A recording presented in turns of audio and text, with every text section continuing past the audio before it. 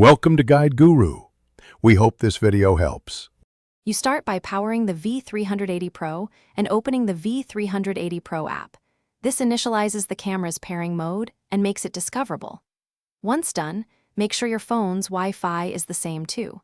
4 GHz network the camera requires because the camera doesn't use 5 GHz bands. Next, grant camera and location permissions in the app. These let the app detect the device and configure network settings. Now you're ready to begin App-Based Device Addition. You now pick the app's Add Device option and choose the Wi-Fi pairing mode, AP mode if direct access is easier, Smart Config for over-the-air setup. After choosing, input the 4 GHz SSID and password exactly. Errors in capitalization or symbols are the most common failure point, so double-check. Then follow the app prompts to put the camera into pairing, usually pressing the Reset or Pairing button until the LED blinks.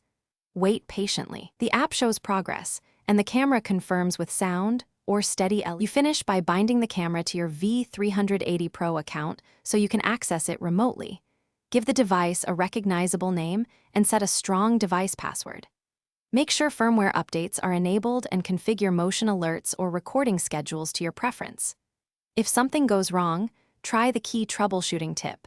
Reboot the router, place the camera within 3 to 5 meters of the router, and perform a factory reset. Then repeat pairing.